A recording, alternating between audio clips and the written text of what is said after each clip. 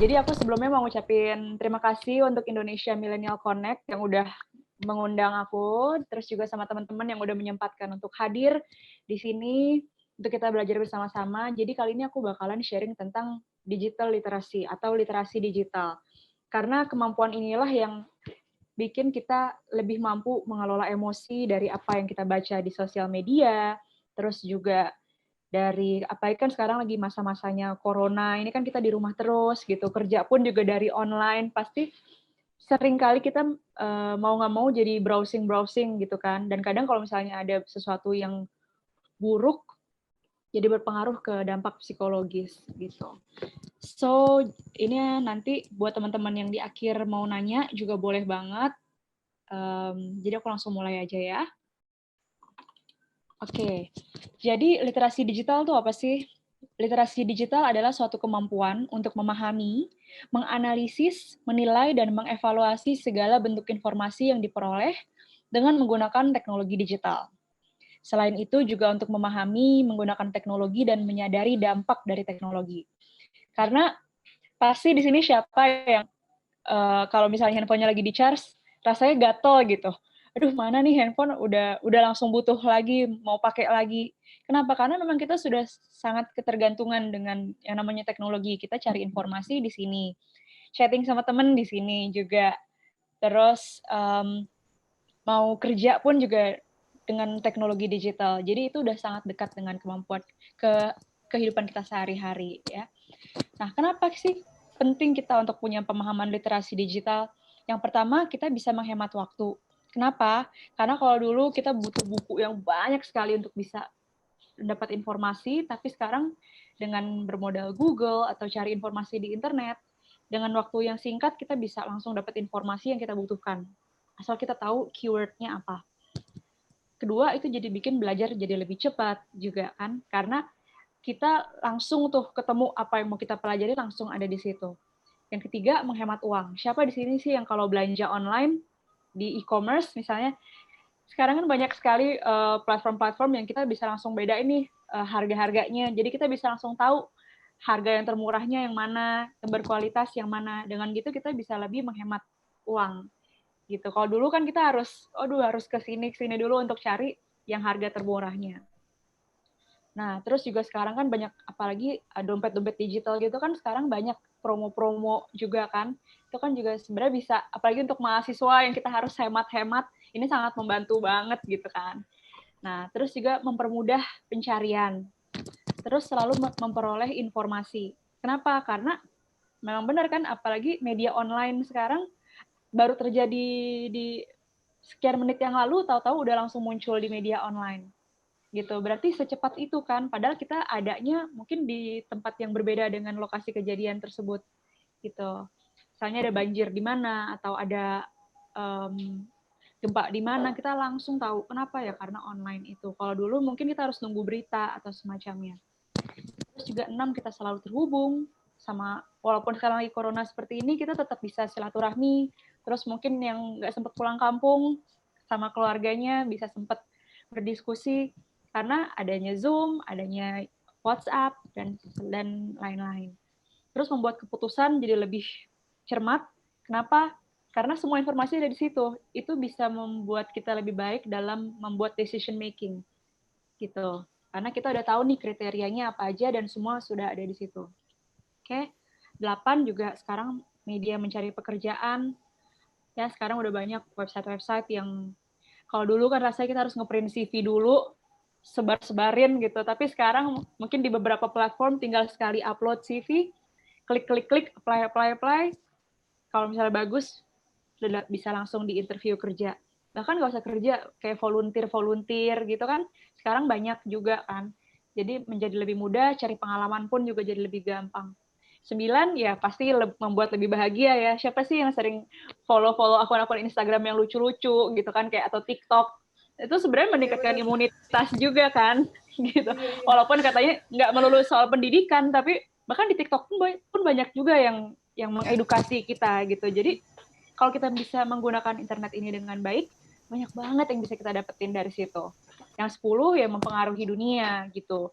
Mungkin di sini banyak juga, atau mungkin ada teman-temannya juga sekarang kan banyak influencer yang mungkin tadinya dia bukan selebriti, bukan apa, tapi karena pemikirannya bagus, terus dia misalnya jago fotografi atau punya gagasan-gagasan yang bagus, akhirnya dia mulai dikenal.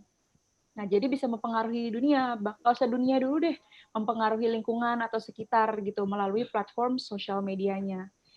Jadi nggak harus jadi artis atau casting sana casting sini dulu, selama bisa memaksimalkan media sosialnya, punya gagasan yang baik, udah bisa jadi seorang yang lebih didengar lah gitu. Oke, nah kenapa kita harus bijak bersosial media? Yang pertama, informasi menyebar dengan sangat mudah, gitu kan? Apalagi berita-berita hoax tentang seputar COVID-19, ya kan? Terus informasi yang disebarkan belum tentu kebenarannya. Kadang kita udah langsung percaya aja nih, terus kita udah langsung takut aja gitu, padahal belum tentu.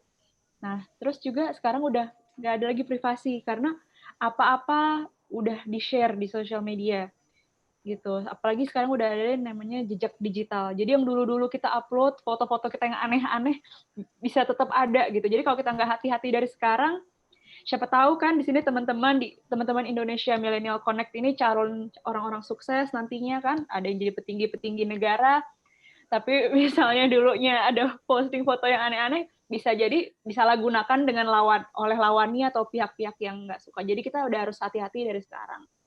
Yang keempat, cyberbullying. Ya, kadang-kadang kita ngerasa santai aja ngomongnya teman sendiri gitu. Biasa bercanda di tongkrongan kok. Tapi kita nggak tahu apa yang dirasain sama dia gitu. Bahkan beberapa orang ada juga yang merasa stres, jadi harus ke psikolog, terus juga jadi harus minum obat penenang. Bahkan ada yang berakhir bunuh diri. Kenapa?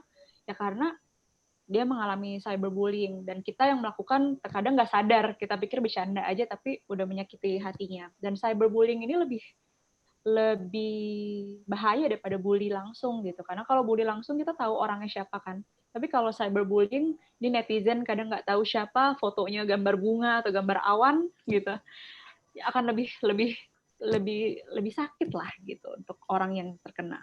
Nah, sekarang aku mau jelasin penyebar hoax ya. Penyebar hoax ini untuk yang berusia di atas 65 tahun itu mencapai 11%, menurut riset dari New York University and Princeton University. Nah, lalu untuk usia lainnya ada di situ juga. Nah, jadi teman-teman di sini bisa lihat ya, justru orang yang lebih banyak menyebarkan hoax adalah orang-orang yang berusia lanjut. Kenapa sih ini bisa terjadi? Nah, karena alasannya mungkin karena age gap. Age gap tuh maksudnya perbedaan umur yang sangat jauh. Mungkin di generasi mereka yang dulu belum ada yang namanya internet, belum ada yang namanya sosial media. Jadi agak agak belum terlalu dekat dengan dunia ini gitu. Jadi langsung percaya aja. Nah, sedangkan anak milenial kan ya udah lama pegang internet, pegang gadget, lebih cekatan juga gitu. Jadi tugas kita nih sebagai Indonesia Millennial Connect, milenial semua, untuk mengedukasi mamanya, papanya, neneknya gitu, atau adik-adiknya bahkan, supaya nggak menyebarkan hoax gitu, atau nggak langsung stres kalau menerima berita yang yang mengkhawatirkan gitu. Apalagi kalau orang tua misalnya kan, aduh langsung stres apa gimana, bilang, mama, papa kita cek dulu ini bener apa enggak, sumbernya bener apa enggak, jangan langsung di-share dulu gitu. Apalagi di grup WhatsApp.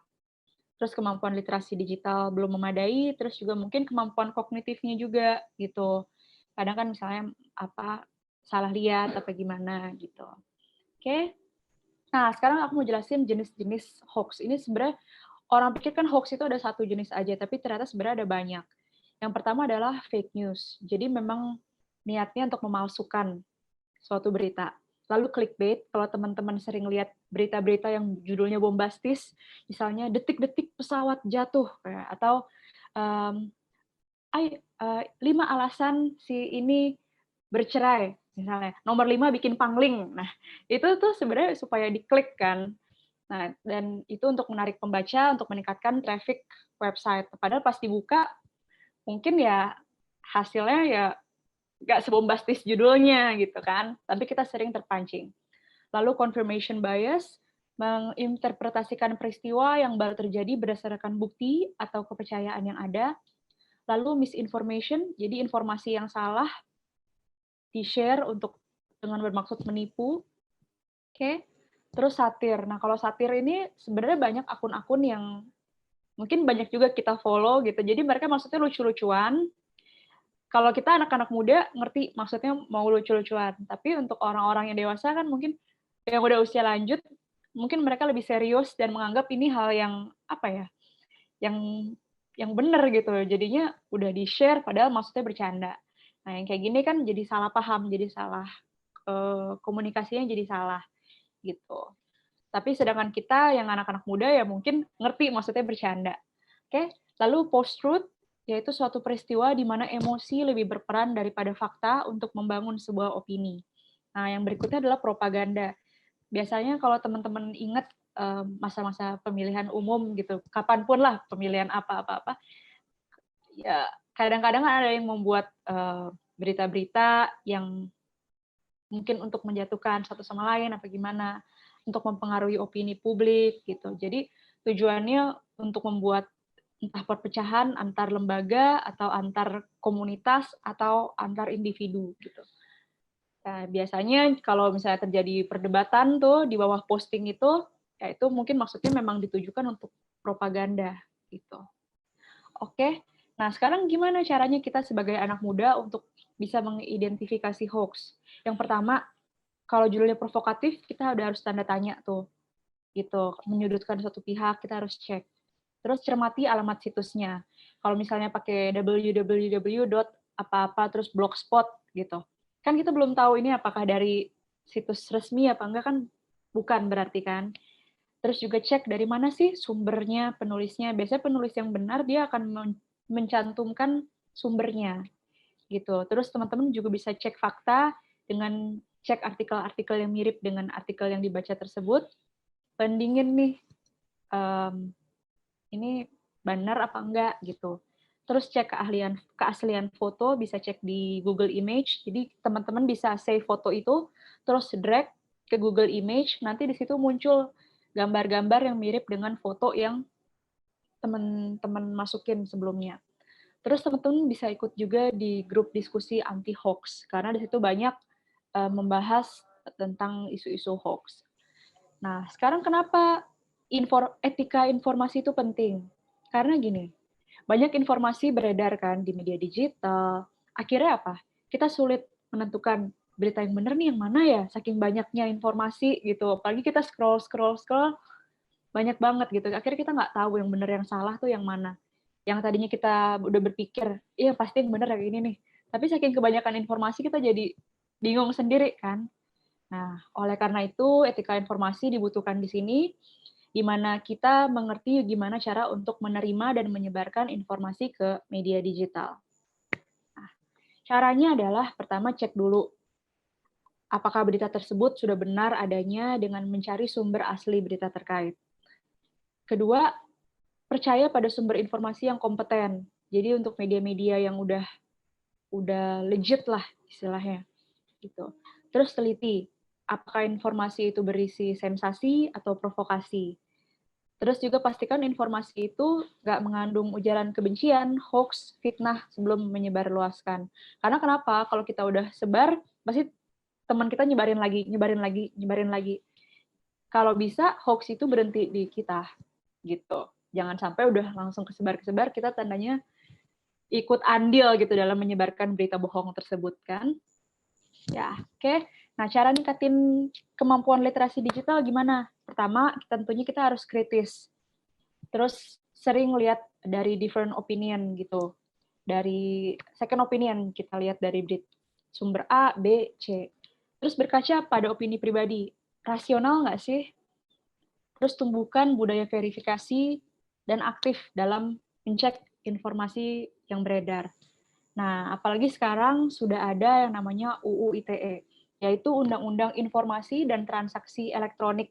Ya, ini adanya sebenarnya udah dari tahun-tahun sebelumnya, cuman tahun 2008 diperbarui lagi. Jadi ini mengatur informasi serta transaksi elektronik atau teknologi secara umum. Jadi buat kita-kita nih yang suka ngebully teman atau nyebarin hoax dan lain-lain yang kita pikir santai aja, kalau misalnya ada seorang yang nggak suka, misalnya dia melaporkan, itu bisa jadi hal besar gitu. Nah, beberapa materi yang diatur antara lain dokumen elektronik, ya, informasi-informasi, terus tanda tangan elektronik. Kalau dulu kan kita mau tanda tangan kan, ya udah emang harus orangnya tanda tangan langsung kan. Tapi sekarang karena ada tanda tangan digital, misalnya ada seorang anak buah nih, udah punya tanda tangan bosnya, udah tuh dia screenshot aja terus dia tempelin, padahal bosnya belum tentu sebenarnya menyetujui. Gitu, itu kan jadi salah kan, berarti kita memalsukan secara elektronik. Terus sertifikasi elektronik. Sekarang kan banyak seminar-seminar kasih sertifikat digital. Nah, kalau ada yang mulai memalsukan, nah itu kalau ada yang melaporkan, dia bisa dijerat pasal 13 dan pasal 14 UU ITE. Nah, terus sistem elektronik juga. Nah, terus sekarang juga yang paling dekat dengan kehidupan kita nih, milenial, adalah cybercrime. Cybercrime, mungkin awal-awal kita pikir, kita jauh banget dari namanya cybercrime, karena kita nggak kriminal. Tapi padahal dari hal kecil aja tuh sebenarnya sangat dekat dengan kehidupan kita sehari-hari. Jadi misalnya kesusilaan, perjudian, mungkin kita enggak ya, tapi penghinaan atau pencemaran nama baik, kalau misalnya kita jelekin teman kita, gitu kan, atau pengancaman atau pemerasan, itu kalau dilaporkan bisa bahaya, gitu. Akses ilegal, terus gangguan terhadap data, terus penyalahgunaan alat perangkat gitu. Pokoknya semua ini ada undang-undangnya. Jadi walaupun kita di sosial media, kita di digital, orang nggak lihat kita, tetap kita harus hati-hati gitu. Oke. Nah, contoh-contohnya nih aku bisa jelasin yang deket aja sama kehidupan kita sehari-hari ya. Kayak kasus kemarin dari seorang yang berinisial FP, ya kan? Kasus prank sembako, isinya sampah, lalu dia berikan ke transpuan, kan? Nah, karena transpuan ini merasa nggak suka, merasa dihina, akhirnya dia dijerat pasal 36 dan pasal 51 UU ITE dengan ancaman hukuman 12 tahun penjara dan denda maksimal 12 miliar. Nah, tapi yang sedihnya lagi bukan hukuman penjara ini aja, tapi hukuman sosial. Contohnya apa? Kayak dia jadi dibully oleh netizen, gitu kan, banyak yang mengkecam aksi yang dia lakukan. Jadi kan jadi berpengaruh ke mentalitasnya dia, tapi itu juga salahnya dia sudah melakukan hal-hal yang kurang baik sebelumnya. Nah, terus yang berikutnya, yang baru-baru ini juga, selebgram yang nama depannya inisialnya I dan K ini, Ika ini, kan dia mengeluarkan statement di salah satu podcast kalau dia menganggap remeh corona gitu. Nah, ini mulai sedikit menyinggung nih ke tenaga medis yang udah kerja keras gitu. Terus yang dikhawatirkan juga fans-fansnya kan banyak yang mungkin masih sekolah, masih SD, SMP yang masih menelan mentah-mentah apa sih yang dilakukan oleh idolanya gitu. Apalagi kan anak-anak SD sekarang mungkin daripada ngobrol sama orang tuanya banyak kan lihat internet kan. Jadi contohnya itu udah jelas-jelas dari si selebgram favoritnya lah gitu. Nah, jadi ini yang ditakuti oleh banyak orang, akhirnya netizen jadi menyerang dia juga. Tapi akhirnya dia minta maaf dan akhirnya jadi relawan gitu. Nah, tapi dari sini kita bisa ambil pelajaran bahwa bijak menggunakan media sosial adalah suatu keharusan saat ini. Jangan sampai nih, karena kita cuman nggak bisa kontrol diri kita sedikit aja, gitu, kita nggak mampu mengendalikan diri, belum ada kedewasaan, belum ada tanggung jawab, harus menerima akibatnya yang besar gitu. Padahal kita maksudnya mau santai-santai bercanda-bercanda aja gitu kan, tapi akibatnya justru malah jauh lebih besar dari apa yang udah kita lakuin gitu. Karena begitu orang bikin konten gitu, terus nggak mikirin etika, norma, dan dampak yang dibuatnya bisa kacau gitu. Apalagi buat kita-kita yang amarah, opini negatif gitu kan, jangan sampai kita jadi orang-orang yang kayak gitu. Kalau dulu-dulu belum ada regulasinya, masih orang masih bisa speak up gitu, masih bisa ngomong sebebas mereka. Tapi sekarang udah ada regulasinya, oke? Nah, sekarang kalau kita lihat berita itu, selain stop di diri kita juga bisa turut andil dengan melaporkannya. Nah, ini teman-teman bisa laporin ke Kominfo, yaitu Kementerian Komunikasi dan Informatika. Tinggal screenshot, terus kirimkan data-data yang udah teman-teman dapat, dan email ke aduankonten@mail.kominfo.go.id. Oke, nah terus nggak usah takut dianggap tukang ngadu apa gimana, nggak usah, karena ini kerahasiaan pelapor dijamin ya. Nah, terus berikutnya apalagi sih platform-platform selain kirim email, ada juga melalui Mastel. Mastel ini adalah Masyarakat Telekomunikasi Indonesia. Dan sekarang namanya berubah jadi Masyarakat Telematika Indonesia. Jadi teman-teman bisa lapor di aplikasinya. Teman-teman bisa lihat kok aplikasinya ada di App Store juga ada. Oke. Terus Turnback Hoax ini perusahaan berbasis crowdsourcing, isinya ngumpulin informasi hoax atau fitnah yang ada di internet. Terus bisa cek di www.cekfakta.com. Itu isinya juga banyak, jadi teman-teman tinggal masukin keyword-nya aja. Kalau misalnya hoax, nanti bisa lihat ada di situ. Gitu.